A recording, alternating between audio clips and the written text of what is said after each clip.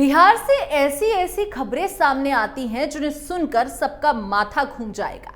शातिर अपराधी ऐसा दिमाग लगाते हैं कि पूरी कहानी बदल जाती है, लेकिन झूठ तो झूठ होता है।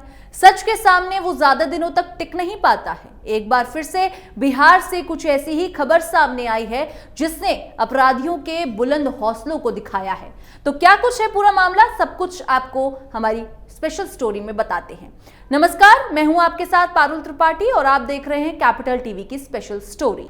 बिहार में ठगी का अनोखा मामला, ठगी के रैकेट का हुआ पर्दाफाश। बिहार के रक्सौल से महज 60 किलोमीटर दूर हेडोडा में फ्लैट किराए पर लेकर मेडी असिस्ट नाम की कंपनी का दफ्तर खोला गया। यहां ऑनलाइन मेडिकल परामर्श देने की बात कही जा रही थी। दफ्तर खोलने के लिए कंपनी का रजिस्ट्रेशन कराया गया था, लेकिन स्वास्थ्य संबंधी परामर्श की आड़ में यहाँ कुछ और ही खेल चल रहा था।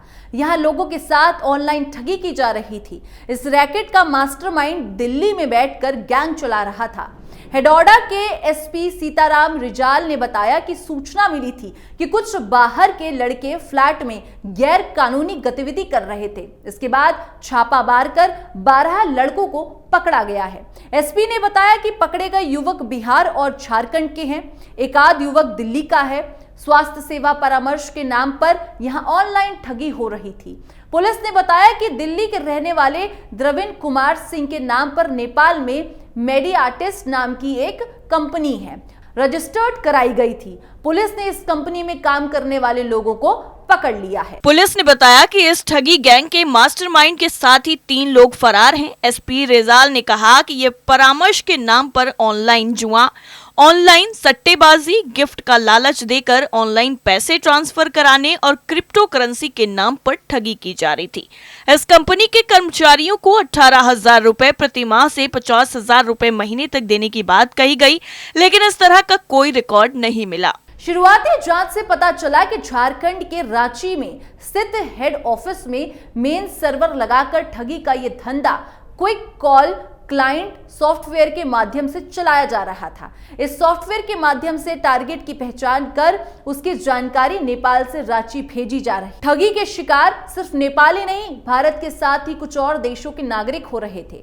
छापेमारी के दौरान 13 मोबाइल फोन, 7 लैपटॉप, 3 राउटर, एक हार्ड डिस्क, एक वेबकैम, मेडी आर्टिस्ट के डायरेक्टर के नाम से बनाई गई 2 पेपर स्टैंप मिले हैं।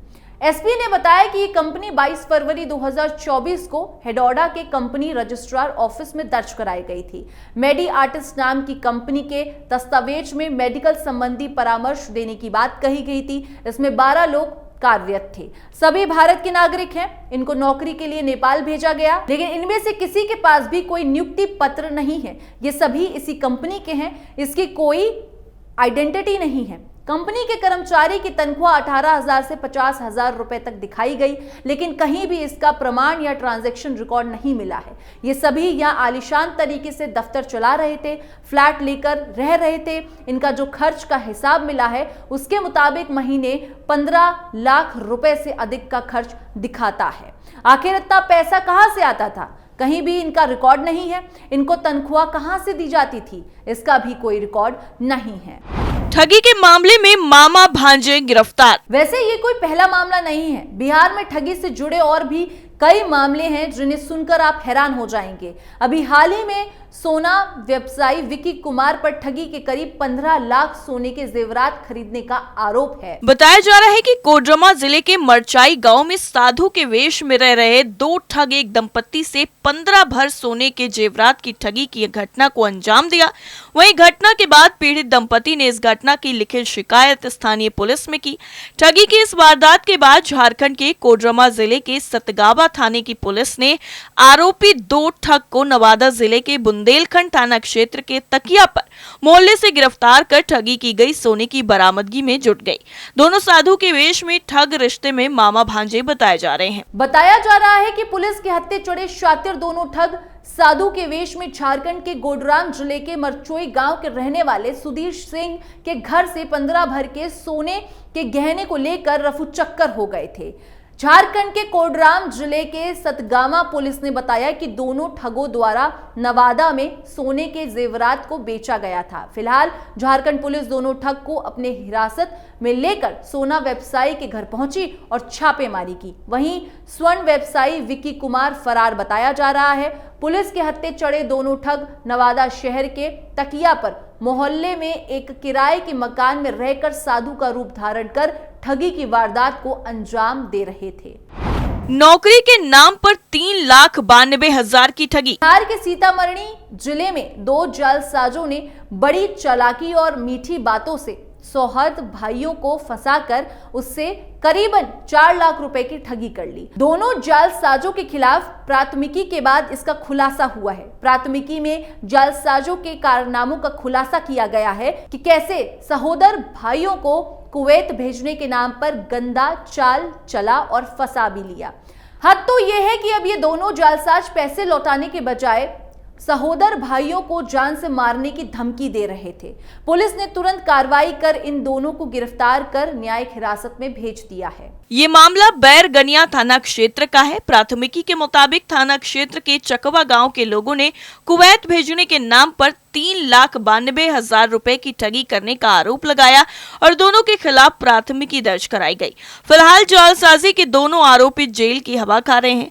प्राथमिकी के मुताबिक वसीम और अकरम ने अनिल से कहा कि कुवैत में नौकरी से अच्छा ऑफर आया है, दोनों भाई की सेटिंग हो सकती है, इसके एवज में 2-2 लाख रुपया लगेगा। अनिल के सवाल पर दोनों आरोपितों ने कहा कि उसे लेबर के काम में 40,000 और उसके भाई उमाशंकर को ऑफिस में काम करने पर 50,000 का महीना मिलेगा। अनिल झांसे में आ गया और वसीम को 2 लाख रुपए दे दिए। बाकी पैसा कुवैत का उड़ान भरने से पूर्व चुकता करना था। दोनों ने सहोदर भाइयों का पासपोर्ट भी ले लिया। कुछ दिन वसीम ने कुवैत का टिकट शीघ्र आने की बात कहकर शेष पैसा मांगा। अनिल ने ऑनलाइन 2 लाख भुगतान कर दिया। प्राथमिकी के मुताबिक वसीम ने अनिल को प्लेन का 2 टिकट दिया और 25 फरवरी 2023 को कुवैत जाने की बात कही।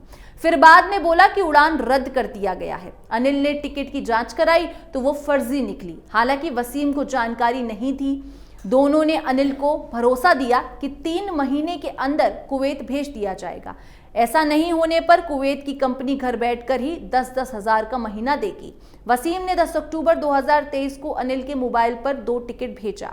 दोनों भाई कुवैत जाने के लिए दिल्ली एयरपोर्ट पहुंचे, जहां टिकट फर्जी पाए जाने पर उनको लौटना पड़ा। घर लौटने पर दोनों भाइयों ने पैसा वापस करने की बात कही तो दोनों आरोपित टाट मटोल करने के साथ ही धमकी देने लगे। तब पीड़ित अनिल पुलिस की शरण में पहुंचा है। हर दिन 15 लाख का ट्रांजैक्शन। बेतिया जिले नौतन थाना क्षेत्र से संचालित साइबर अपराधियों के अंतरराष्ट्रीय गिरोह का पुलिस ने खुलासा किया। गिरोह के 3 शातिरों को साइबर थाना पुलिस ने गिरफ्तार किया है, जबकि 10 की तलाश अभी भी जारी है। गिरफ्तार शातिरों के खिलाफ तेलंगाना, तमिलनाडु, असम, हरियाणा, राजस्थान और गुजरात में हुए साइबर अपराधों में केस दर्ज है। सभी के पाकिस्तान और सऊदी कनेक्शन भी सामने आए हैं। आरोपियों के पास से बड़ी संख्या में पासबुक, एटीएम कार्ड बरामद किए गए हैं।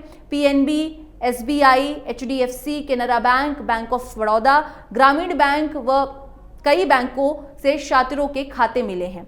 इन खातों को फ्रीज करने की प्रक्रिया शुरू कर दी गई है। मोबाइल की जांच से पता चला है कि शातिरों का एक दिन का ट्रांजैक्शन 12 से 15 लाख का है। इस तरह महीने में 3 से 4 करोड़ की ठगी की बात कही जा रही है। पुलिस ने इस मामले में पश्चिम चंपारण के 13 शातिरों के अलावा पाकिस्तान के 7 व सऊदी अरब के एक व्हाट्सएप नंबर को आरोपी बनाया है। पुलिस का दावा है कि तीनों बदमाशों ने लाखों रुपए की हेराफेरी की है। पुलिस गिरोह के काम करने के तरीकों की पड़ताल कर रही है। गिरफ्तार संदीप कुमार पाल ने पुलिस को बताया कि उसके व्हाट्सएप नंबर पर पाकिस्तान के 5 नंबर से व्हाट्सएप के माध्यम से साइबर अपराधियों ने विभिन्न बैंकों में खाते खोलने के साथ यूपीआई आईडी बनाने को कहा गया था। इसके बदले साइबर फ्रॉड से प्राप्त रुपयों में हिस्सा देने की बात भी कही थी। यानी कुल मिलाकर ये ठगी की घटनाएं लगातार हो रही हैं और पुलिस भी पूरी तरह से एक्शन मोड में आ चुकी है, जो अपराधियों पर शिकंजा कस रही है। स्पेशल स्टोरी में फिलहाल के लिए इतना ही। बाकी खबरों के लिए देखते रहिए कैपिटल टीवी।